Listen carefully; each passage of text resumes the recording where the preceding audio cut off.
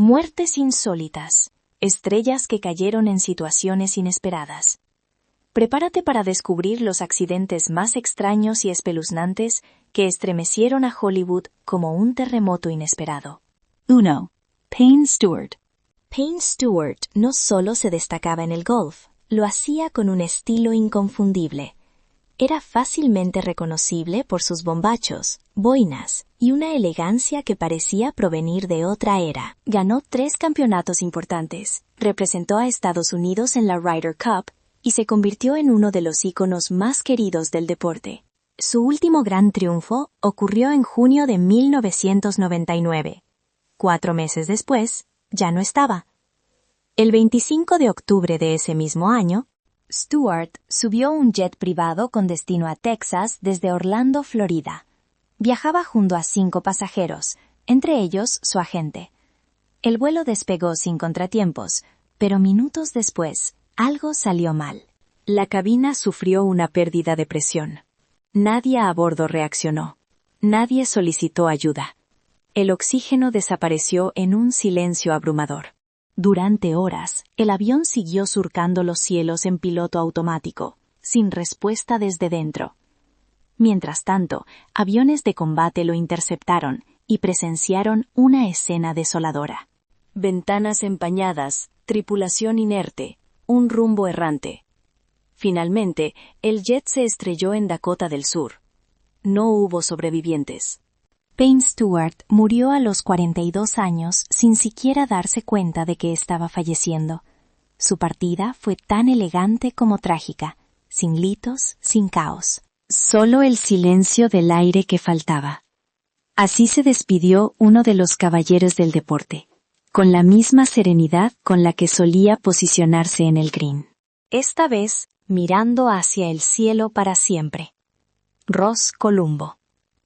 Antes de Sinatra, antes de Dean Martin, estuvo él, Ross Columbo. La voz de terciopelo de los años 30, el susurro que conquistaba a través de la radio.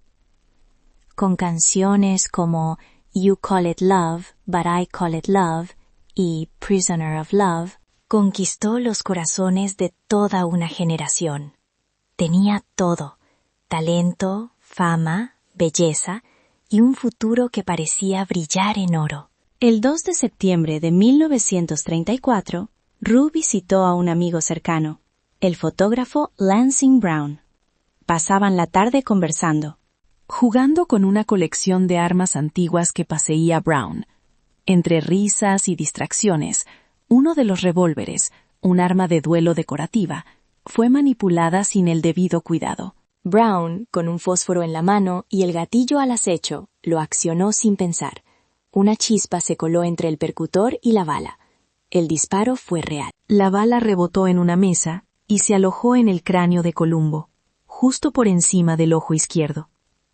Fue llevado a un hospital, donde los médicos intentaron intervenir, pero el daño era irreversible. Falleció 6 horas después. Tenía 26 años. Su muerte fue tan absurda como devastadora. No fue un crimen, no fue un suicidio. Solo una combinación fatal de descuido, azar y destino. Así cayó una de las primeras grandes voces del pop estadounidense, por una bala que no tenía destinatario, pero que encontró su camino de todos modos. Jack Cassidy poseía una presencia arrolladora. Jack Cassidy era actor, cantante, director y un ídolo en la escena teatral y televisiva estadounidense. Elegante, carismático, con una sonrisa que iluminaba todo. Padre de David y Sean Cassidy. Su talento se multiplicaba en la sangre, pero una noche, la chispa que encendió su vida se volvió en su contra. Era la madrugada del 12 de diciembre de 1976. En su apartamento de West Hollywood, Jack se reclinó en su sofá de mimbre. Encendió un cigarrillo y se quedó dormido. La brasa encendida cayó sobre el sofá. En minutos, el fuego devoró la sala. Las llamas se intensificaron mientras él dormía, inconsciente del peligro inminente.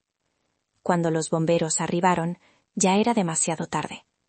El cuerpo de Jack fue encontrado entre los restos carbonizados. Solo pudo ser identificado a través de registros dentales. Tenía 49 años.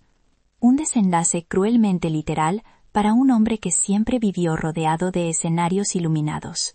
Su muerte fue una tragedia silenciosa en medio del resplandor, un ícono del entretenimiento que no murió en el escenario, pero cuya última actuación, envuelta en llamas, quedó grabada para siempre en la memoria de quienes lo amaron.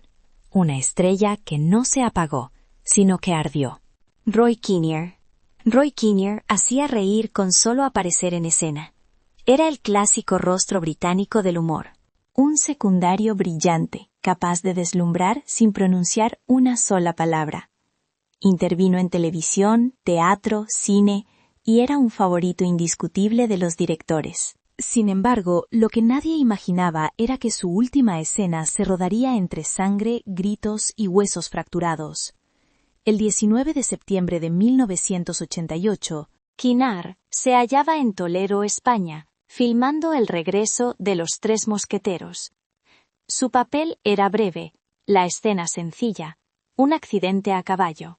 No había peligro, afirmaban, pero el caballo se descontroló. Roy cayó mal, muy mal. El impacto le destrozó la pelvis. Comenzó a sangrar internamente mientras el equipo corría a su alrededor sin saber cómo reaccionar. Fue trasladado de urgencia a un hospital en Madrid. Parecía estar estable, pero pocas horas después su corazón se detuvo abruptamente. Un infarto causado por la hemorragia interna. Muerte repentina, muerte absurda, muerte grabada. Tenía 54 años. El set entero se sumió en el silencio. Nadie volvió a tocar una cámara ese día. Así fue como murió Roy Kinnear. No en medio de carcajadas, sino en medio de gritos de agonía. No por un chiste mal contado, sino por una caída devastadora que nunca debió suceder. Fue un fallo de producción. Una tragedia evitable y un recordatorio de que incluso las escenas más inofensivas pueden ser mortales. Bo Díaz, Baudilio, José Díaz, Seijas. Fue una de las grandes figuras detrás del plato. Bo Díaz, receptor venezolano en Grandes Ligas, defendió con maestría los colores de los Cleveland Indians, los Philadelphia Phillies. Participó en el All-Star de 1981. Formó parte de una generación dorada y se convirtió en ícono para miles de fanáticos del béisbol. Su fortaleza era física, táctica y silenciosa. Pero en su hogar, la tragedia cayó literalmente desde las alturas. El 23 de noviembre de 1990, Bo se encontraba en la azotea de su casa ajustando una antena parabólica, una estructura metálica pesada que dominaba la visión de muchas casas modernas. Un movimiento en falso, una sujeción defectuosa, y de repente todo el peso cayó. La antena se desplomó sobre su cuello y cabeza, aplastándolo sin darle oportunidad de defenderse. La muerte fue instantánea. Tenía tan solo 37 años. La noticia fue tan brutal como inesperada. Un atleta en su apogeo, derrotado no por un rival en el campo, sino por un objeto que formaba parte de su rutina diaria. Así cayó un guerrero del diamante, no sobre el terreno de juego, ni ante un público entregado, sino en la soledad de su techo, tratando de mejorar la señal del mundo exterior. Un golpe seco. Un héroe en silencio, y una amarga lección sobre la fragilidad de incluso el más fuerte. Jeffrey Hunter fue el primer rostro de Star Trek. Antes de Kirk, antes de Spock, estuvo él, Jeffrey Hunter, el capitán Pike original. Tenía una presencia que llenaba la pantalla. En las décadas de los 50 y 60 fue galán de Hollywood. Actuó junto a John Wayne y fue considerado para el papel de Jesucristo en King of Kings. Parecía indestructible, pero la realidad fue más cruel que cualquier ficción. El 26 de mayo de 1969, en su casa, Hunter comenzó a sentirse mal.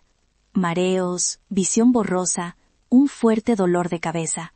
Una hemorragia intracraneal silenciosa ya estaba dañando su cerebro. Tropezó en las escaleras, cayó hacia adelante, y lo peor estaba por llegar. Su cabeza impactó brutalmente contra una jardinera de cerámica. El cráneo se fracturó al instante. Fue encontrado inconsciente y trasladado al hospital. Los cirujanos trataron de salvarlo con una intervención cerebral de emergencia, pero nunca despertó. Falleció al día siguiente. Tenía apenas 42 años. La industria apenas tuvo tiempo de reaccionar.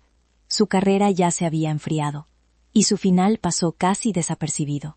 Un capitán interestelar derrotado no por una nave enemiga, sino por una planta decorativa, no cayó en batalla, sino en su propio hogar. Así murió Jeffrey Hunter, no entre estrellas, sino bajo la implacable gravedad de lo cotidiano. Mark Freshet. Su rostro mostraba la intensidad de alguien que parecía estar siempre al borde de algo, de una idea, de una revolución, de una caída. Mark Freshet saltó a la fama en 1970 con Zabriskie Point, una película de Michelangelo Antonioni que capturó la ira y el desencanto de toda una generación. Sin embargo, su vida fuera de la pantalla fue más turbulenta que cualquier guión. Mark se alejó de Hollywood, se unió a una comuna, se convirtió en activista y poco después estuvo involucrado en un intento fallido de robo a un banco. Fue arrestado, juzgado y enviado a prisión. Solo contaba con 27 años. Sin embargo, la cárcel no fue su castigo más severo, sino su tumba.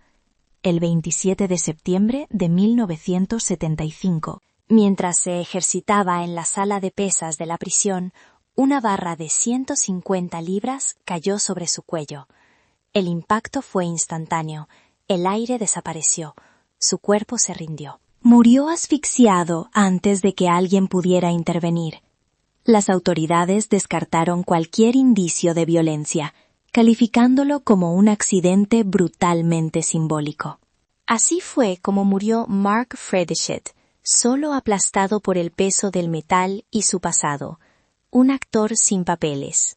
Un joven que soñó con romper el sistema y fue silenciado por un peso que nadie anticipó.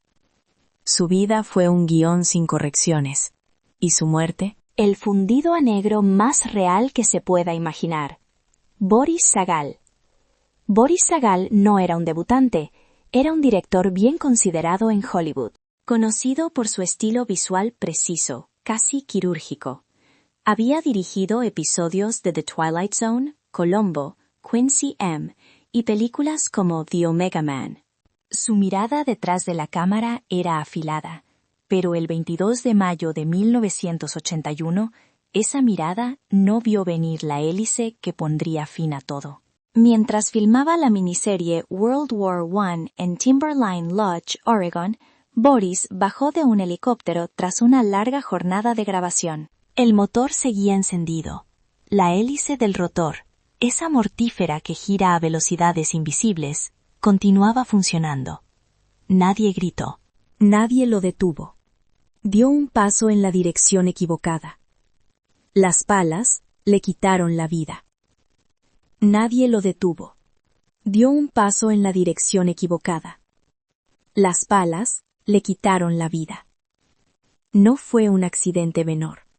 Fue una decapitación limpia, brutal e instantánea. A pesar de ser trasladado a un hospital en Portland con vida, falleció pocas horas después. Tenía 57 años. El set se transformó en un lugar de silencio absoluto.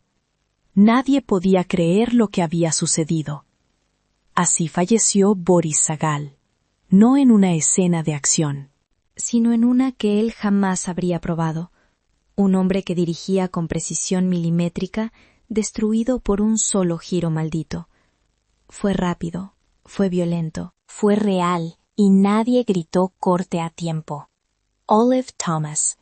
Era la deslumbrante belleza de la era del cine mudo. Olive Thomas fue una de las primeras It Girls del cine estadounidense, magnética, elegante y adelantada a su época. Se destacó en The Flapper y Out Under, y fue musa de los estudios y del público por igual. Sin embargo, su vida amorosa y su muerte tendrían un giro más trágico que cualquiera de sus papeles. En septiembre de 1920, Olive se encontraba en París junto a su esposo, el también actor Jack Pickford, hermano de Mary Pickford. Era un viaje de reconciliación tras años de altibajos, celos y rumores. Aquella noche, después de una fiesta, regresaron tarde al Hotel Ritz. Ella, cansada y quizás algo ebria, fue al baño. Allí encontró un frasco con una etiqueta en francés.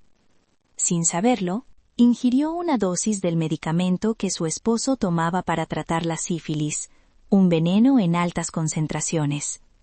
Al darse cuenta del error, gritó pidiendo ayuda. La llevaron al hospital, pero el daño era irreversible. Tras 5 días de agonía, Olive falleció. Tenía solo 25 años. El mundo del espectáculo quedó paralizado. Accidente, suicidio, mensaje cifrado. Nunca hubo respuestas claras, solo una certeza. La estrella más brillante del cine mudo había caído en un profundo silencio. Y su historia, como tantas en Hollywood, la estrella más brillante del cine mudo había caído en un profundo silencio. Y su historia, como tantas en Hollywood, se transformó en leyenda antes de que pudiera terminar su guión. Cliff Simon era carismático, elegante y letal. Cliff Simon encarnó al infame Baal en Stargate SG-1, un villano tan encantador que los fanáticos lo adoraban a pesar de odiarlo. Sin embargo, fuera del set, Cliff era un aventurero, atlético, paracaidista, buceador. Si había algo que definía su vida, era el riesgo. Y el 9 de marzo de 2021, ese riesgo se volvió irreversible. Ese día, Simon practicaba kiteboarding en Tanga Beach, California. El deporte consiste en deslizarse sobre el agua impulsado por una cometa, una mezcla de viento fuerte, velocidad y control milimétrico. Pero las condiciones no estaban del todo a su favor. En un momento crucial, algo falló. Una ráfaga errática, un giro equivocado, una cuerda tensa. Simon fue arrojado, golpeado y sumergido. El océano lo envolvió con la misma intensidad con la que tantas veces había superado al héroe en sus relatos. No hubo rescate a tiempo. Su esposa compartió la noticia pocas horas después. Cliff Simon había fallecido. Así se desvaneció un actor que parecía indestructible. No en una galaxia lejana, sino en la orilla de su propia realidad. El mar que tantas veces lo inspiró, esta vez no lo devolvió. Y el villano más querido del espacio encontró su final bajo un cielo excesivamente azul. Mark Fedrich, conocido como The Bird por sus movimientos peculiares, su cabello despeinado y su energía inigualable. Mark Fedrich fue más que un lanzador, fue un verdadero fenómeno. En 1976, su temporada de novato con los Detroit Tigers fue legendaria. Hablaba con la pelota, ajustaba la tierra del montículo con las manos, sonreía como un niño y lanzaba como un prodigio. Pero las lesiones pronto lo acosaron. Su carrera solo duró 5 años. Después regresó a su ciudad natal en Massachusetts, donde llevaba una vida sencilla, trabajando con sus propias manos, conduciendo camiones, reparando maquinarias, sin fama, sin lujos, solo rutina y motores. El 13 de abril de 2009 fue encontrado sin vida bajo su camión de carga de 10 ruedas. Estaba trabajando solo. Su ropa se había enredado en el eje de transmisión mientras el motor seguía funcionando. Fue una muerte mecánica, silenciosa e inesperada. Tenía 54 años. Así finalizó la historia del hombre que una vez electrificó los estadios. No entre aficionados ni convenciones, sino en su granero bajo el sonido sordo de un motor. El pájaro cayó, no en el diamante, sino en el polvo. Pero para quienes lo vieron lanzar, siempre será un vuelo que nunca debió concluir. Owen Hart era parte de una dinastía. Owen Hart, el hermano menor de Bret the Hitman Hart, Fue uno de los luchadores más talentosos, técnicos y carismáticos de su época. Campeón intercontinental, campeón en pareja absoluto, siempre con una sonrisa traviesa, siempre con un truco bajo la manga.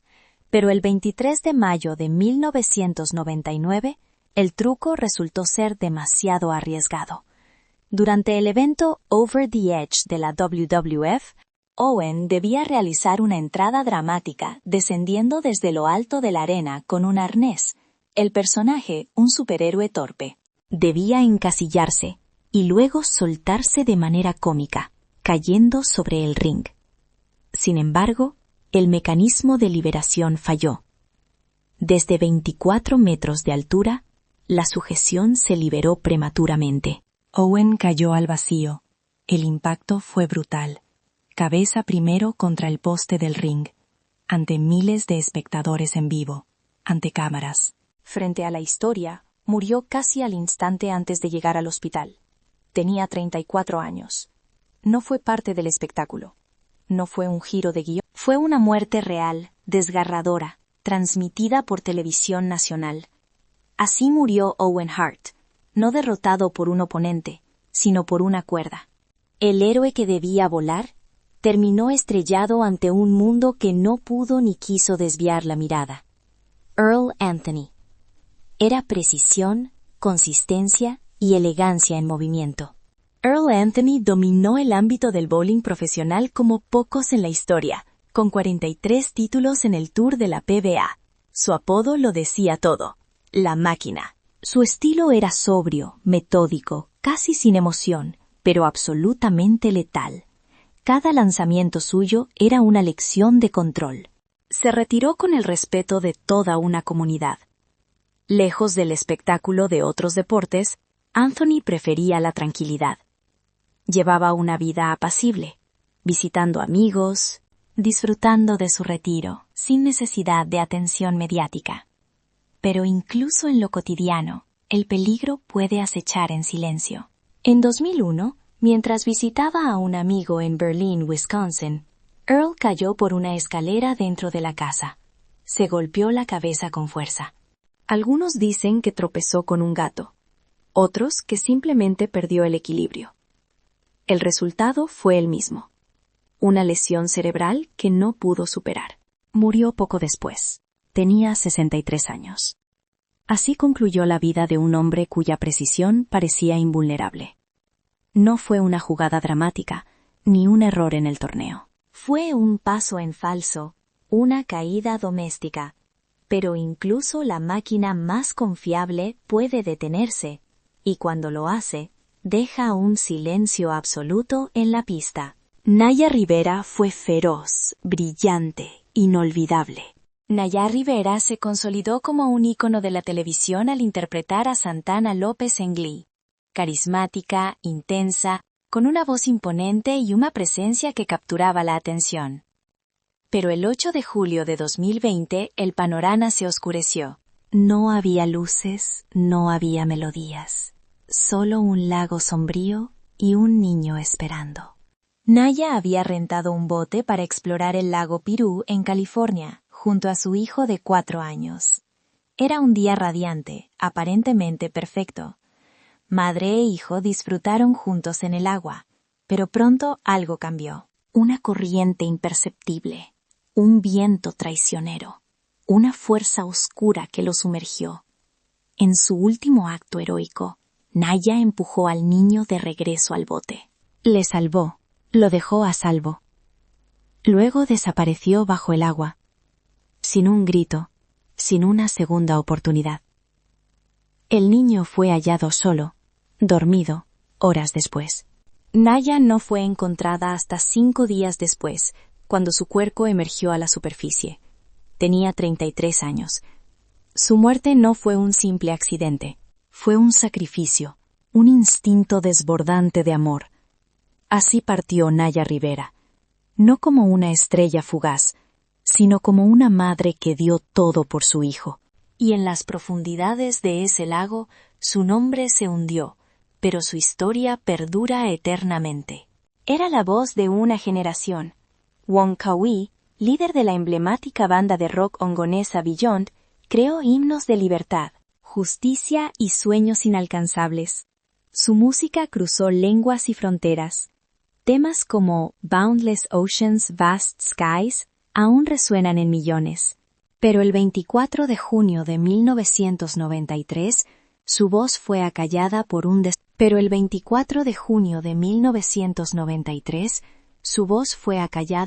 desafortunado percance.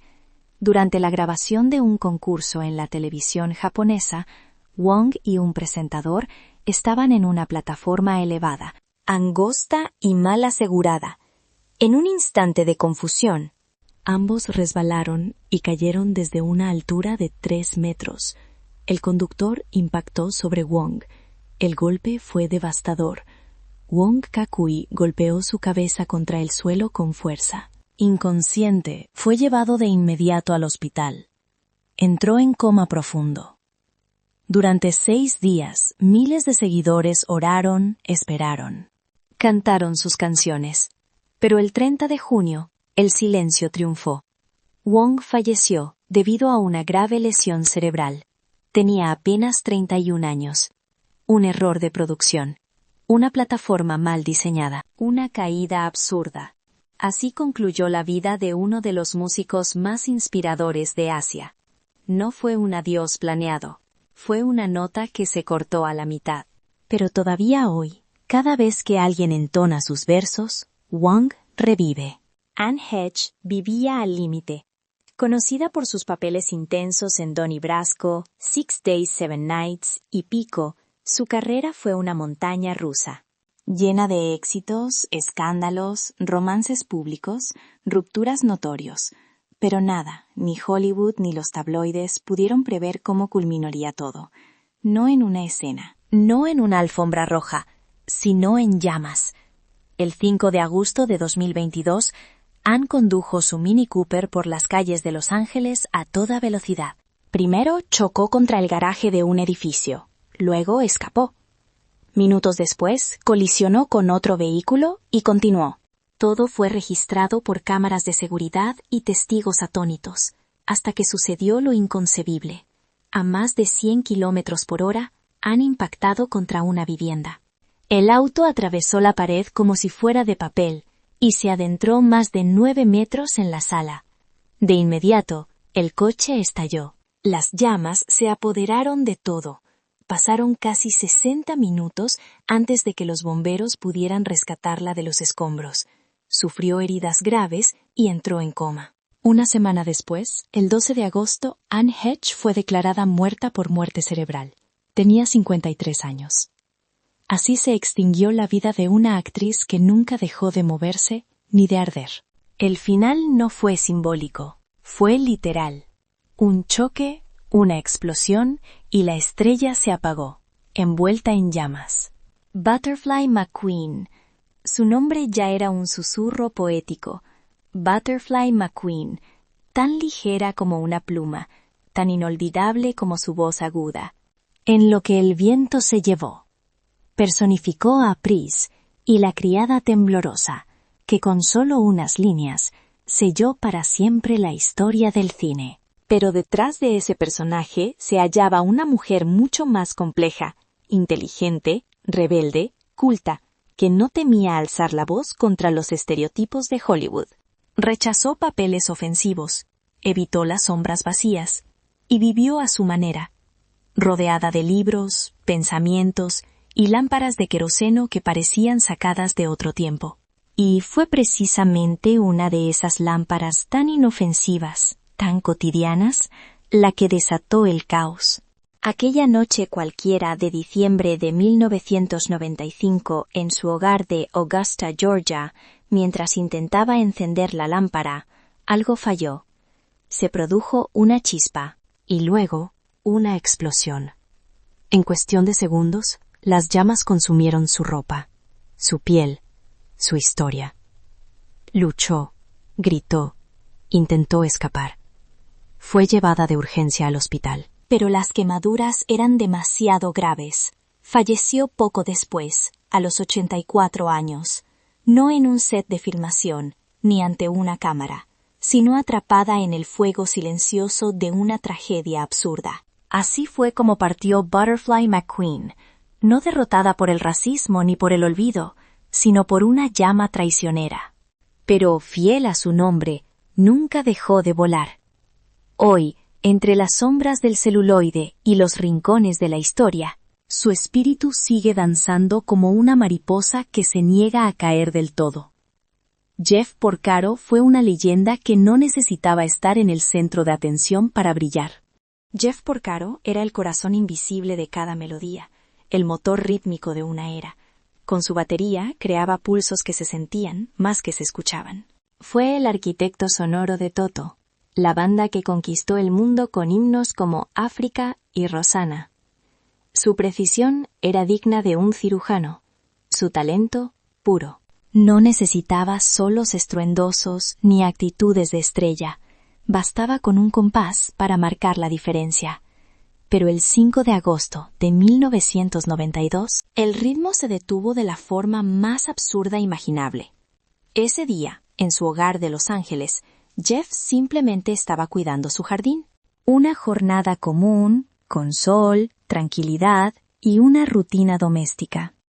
Aplicaba insecticida, sin imaginar que cada gota en el aire representaba una amenaza invisible. Inhaló el químico. Su cuerpo reaccionó violentamente. Un colapso fulminante, una reacción alérgica mortal. Su corazón no resistió. Tenía apenas 38 años. La noticia congeló al mundo de la música. Nadie podía creerlo. Jeff Porcaro, el genio discreto, había fallecido. No fue por sobredosis. No fue el estereotipo del rockstar cayendo en excesos. Fue un veneno doméstico, un enemigo silencioso en el lugar donde debería haberse sentido más seguro, su hogar. Así se apagó uno de los mejores bateristas que el mundo haya conocido. No bajo las luces del escenario, ni rodeado de ovaciones, sino en el silencio brutal de su propio jardín. Una muerte irónica, cruel, injusta. Pero incluso ahora, cada vez que resuena un redoble, cada vez que el ritmo se vuelve perfecto, sin explicación, ahí está Jeff, invisible, eterno. Terry Kath era la furia eléctrica que latía en el corazón de Chicago. No solo tocaba la guitarra, la dominaba, la hacía gritar, llorar, rugir. Su voz profunda, sus solos salvajes, su presencia imponente, todo en él era fuego puro. Terry Kath no era solo un músico, era un volcán sobre el escenario. Para muchos, él era el verdadero alma de la banda, el espíritu rebelde, el genio impredecible. Pero también era un hombre que danzaba peligrosamente cerca del borde. A finales de los años 70, desarrolló una creciente obsesión por las armas. No era solo un pasatiempo. Hablaba de ellas como si fueran talismanes. Le fascinaban. Afirmaba que le conferían control, poder, claridad. Y esa fascinación se convirtió en un juego, uno extremadamente peligroso. El 23 de enero de 1978, en una fiesta, comenzó a exhibir sus pistolas a un amigo, una tras otra, girándolas en los dedos como si fueran juguetes, apuntando al vacío y sonriendo. Su amigo, preocupado, le pidió que se detuviera, pero Terry se encogió de hombros y dijo con confianza: «Tranquilo, el cargador ni siquiera está puesto». Luego tomó otra pistola. Se dejó caer en una silla. La apoyó contra su cabeza y con una mezcla de ironía y osadía pronunció sus últimas palabras. «¿Qué piensas? ¿Que me voy a volar la cabeza?» Un clic, un disparo. Y luego el silencio absoluto. Murió al instante. Tenía 31 años. Faltaban solo 8 días para su cumpleaños. No fue suicidio. No fue un accidente banal. Fue una tormenta absurda de imprudencia, arrogancia y destino. Un alma que vivía al límite, exprimiendo cada segundo como si fuera el último, terminó perdiendo la apuesta. Terry Kath, el rebelde más feroz del rock americano, cayó no por las cuerdas de su guitarra, sino por confiar en exceso en el gatillo. Y en esa noche, la música se despidió de uno de sus espíritus más indomables, Glenn Shaddox. Su voz se había convertido en un emblema, su presencia inolvidable. Glenn Shaddox no era simplemente un actor secundario, era una figura de culto, exuberante, excéntrico y magnético. Interpretó a Odo en Beetlejuice, el interiorista con aires de medium que deslumbró en cada escena con un solo gesto. Y también dio vida con su voz al inolvidable alcalde de Halloween Town en The Nightmare Before Christmas. Se movía con la facilidad de un pez en el agua en los mundos góticos, raros y mágicos que tanto amaba. Siempre un personaje, siempre un ícono, pero detrás del disfraz y las risas se cernía un final brutalmente sencillo. El 7 de septiembre de 2010, Glenn se encontraba solo en su condominio en Birmingham, Alabama, sin cámaras, sin telones, solo la rutina de una noche cualquiera. Así fue como se despidió Glenn Shaddox, desprovisto de maquillaje. Sin decorados y sin guión. Solo él, en la soledad de su cocina. Derrotado, no por un monstruo ficticio, sino por las circunstancias cotidianas. Fue la última gran ironía para un hombre que residía entre lo fantástico y lo surrealista, y tal vez por eso, incluso en su muerte, permaneció inolvidable.